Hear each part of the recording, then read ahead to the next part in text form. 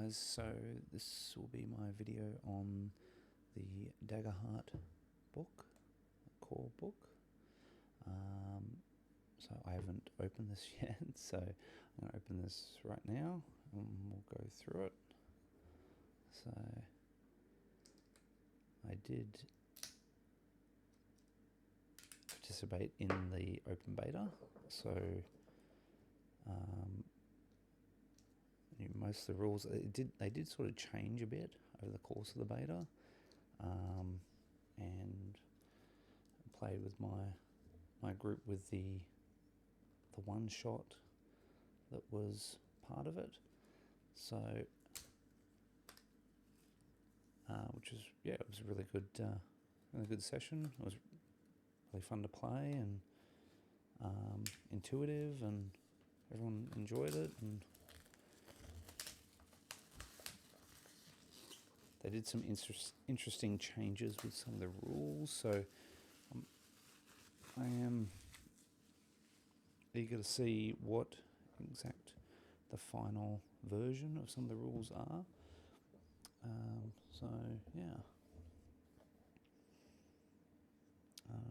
it's really nice book, this version. So gold foil, pink foil emblem there down the bottom right as well, and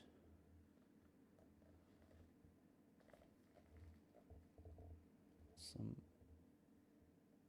coloured chapters.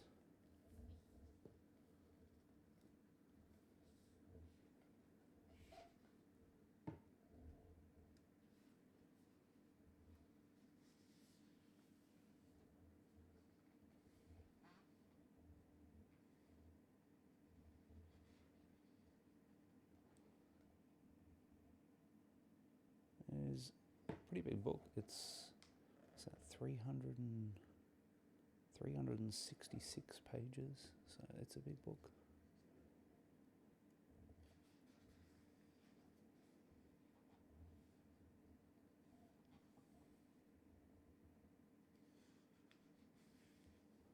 The standard welcome to a RPG, core mechanics overview,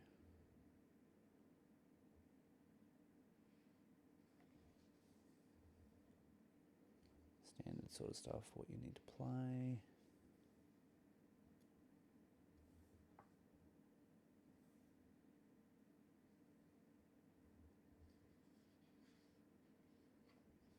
Preparing for adventure. I really did enjoy. Even though I GM'd the game we played, that I made a character for just to try it out, and that was probably the most fun I've had in making a character in a role-playing game for a long time. Just the choices and the questions it made you ask to create the character, create an actual person, which was very interesting, especially with the communities and just how it worked together. It just worked really well.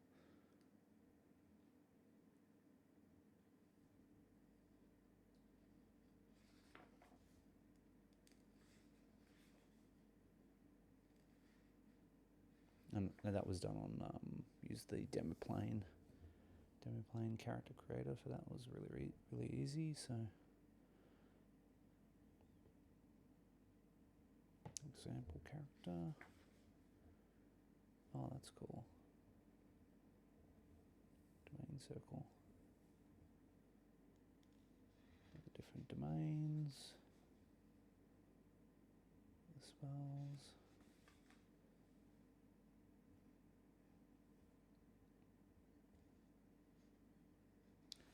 Bard. Druid. They're just doing...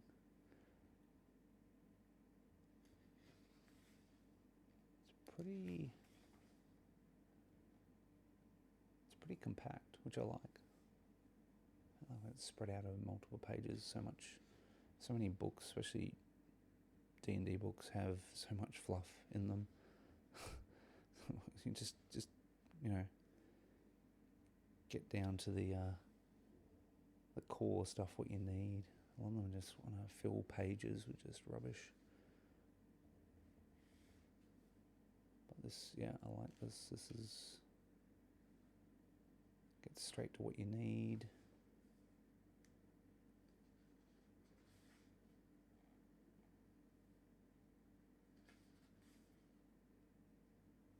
Oh, that's cool.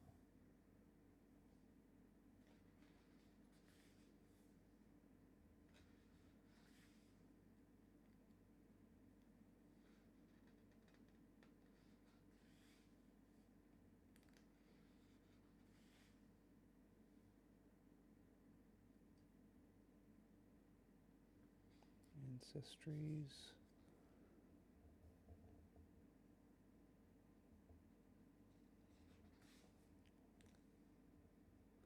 That's really cool. That just additional, just lined art. That's just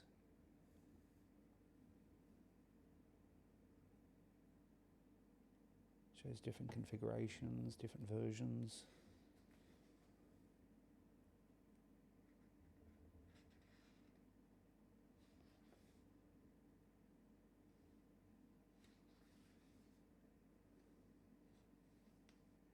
Wow, that's crazy.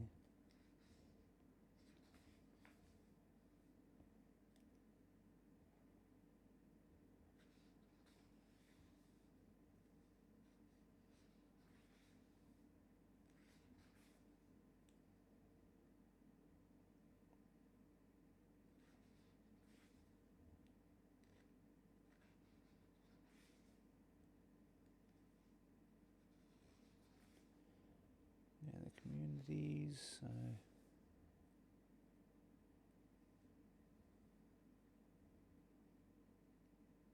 yeah, I'm really liking the layout. The art is really, it's really well done. They've really put a lot into this. Like, it's a lot of detail.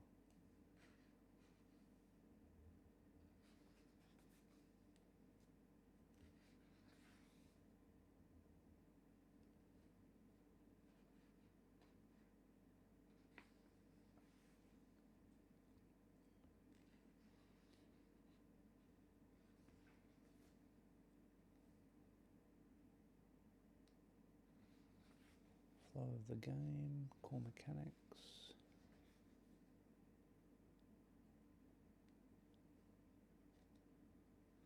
Looking forward to reading through this and really seeing the final result of some of the tweaks they made towards the end of the beta. And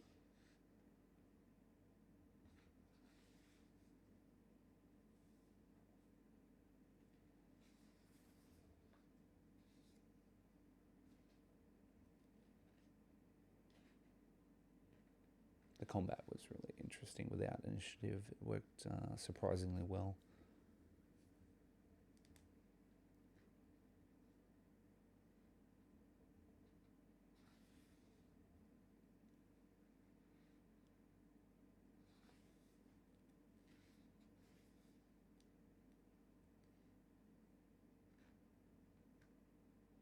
Yeah, even resting downtime is interesting in this.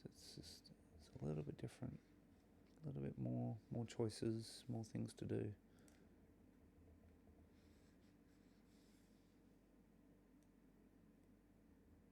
And even though this is sort of, it's taken elements of other games, but it's definitely, it's overall it's pretty unique, I think.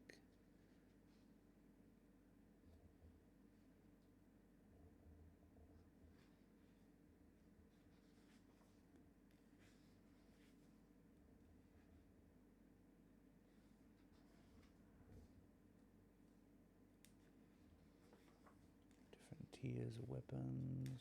I'm just going to go through this pretty quick.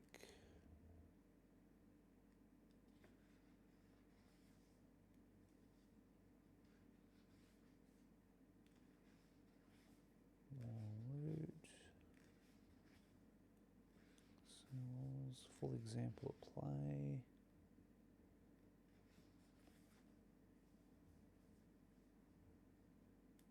minus the GM section.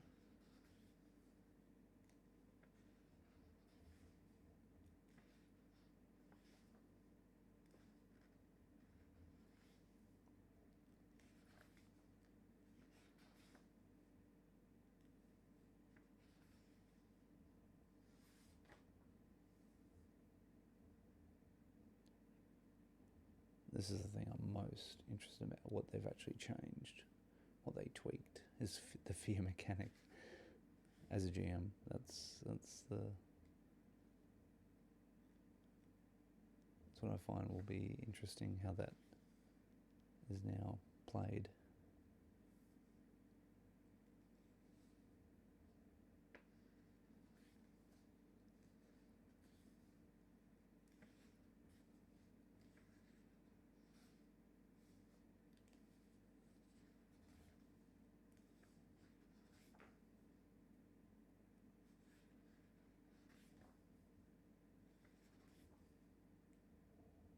Oh, that's nice.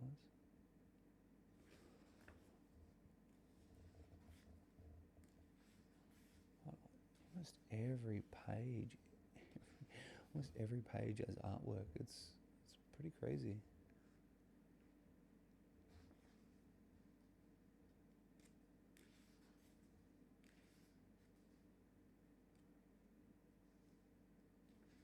Adversaries, environments.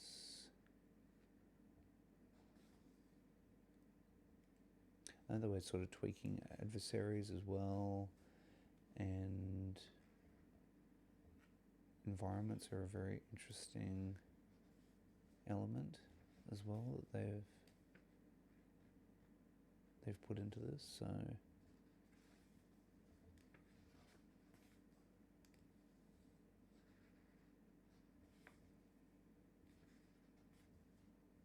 and it's very cool that it's all in one book instead of being spread out across like 3 books, and just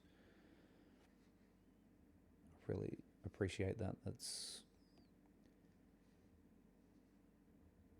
you know, you're not just out to just make money. You're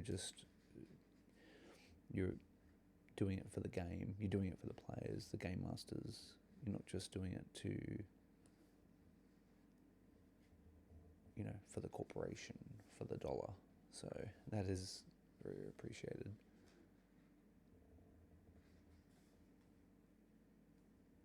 Of course, they're going to make money as well, but this is, you know, this is how you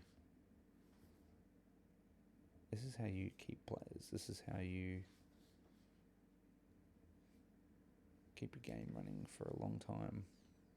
The right choices.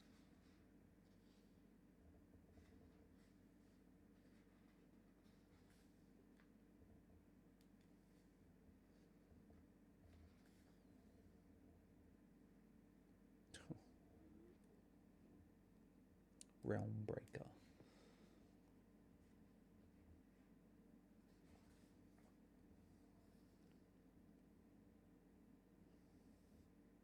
These are very sort of unique creatures.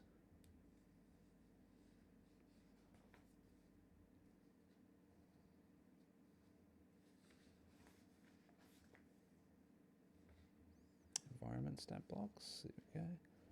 This is. I've only seen a few really of these. These weren't really fully fleshed out in the beta yet, so this is cool. Anything that sparks imagination, sparks the improvisation of what can happen in the game.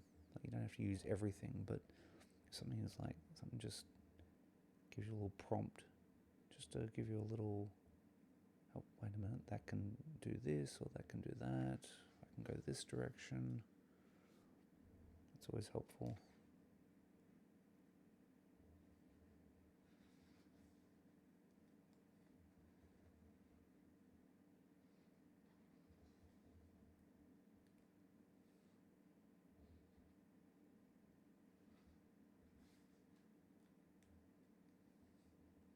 Campaign frames, and this is the other thing that they which is basically like settings. These are basically campaign settings.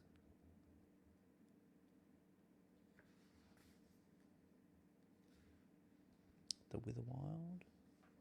They've got different complexity ratings.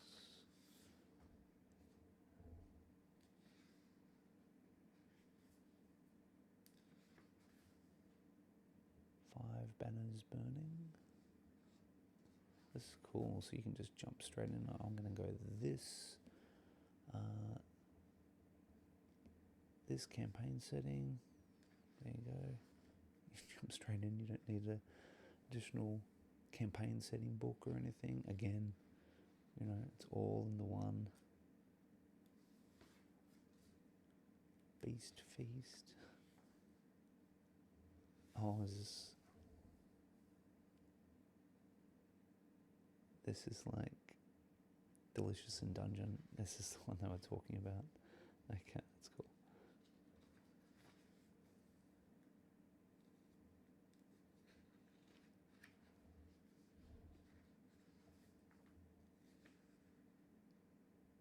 Gradient generators.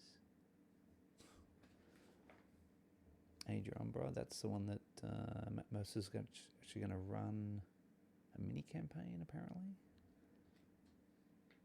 in this one.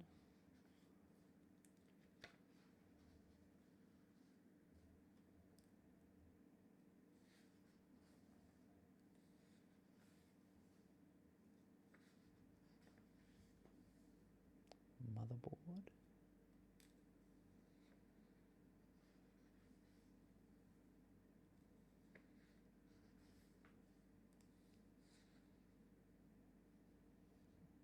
Oh, this is very tech-based, this one. Interesting.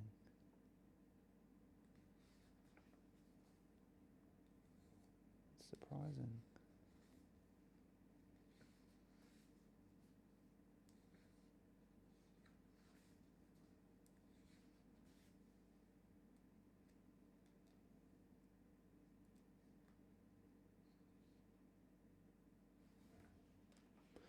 That's very interesting.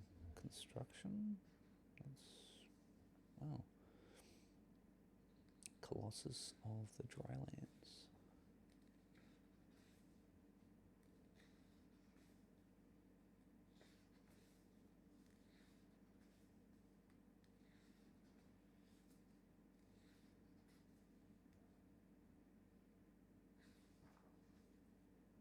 So,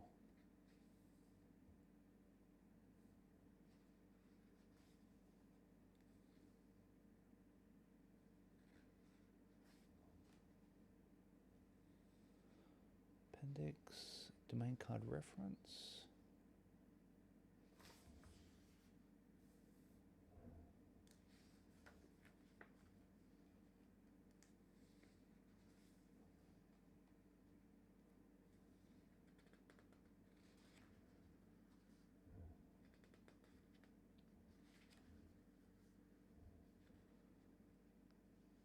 It's good they're all in here as well as having the separate cards. That's always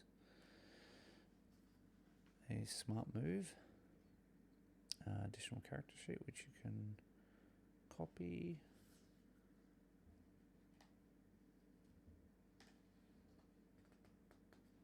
With the sidecar and play guide, which makes it good for players that don't like reading the whole rulebook, which there's a lot of players that just straight out basically refuse to read the book. So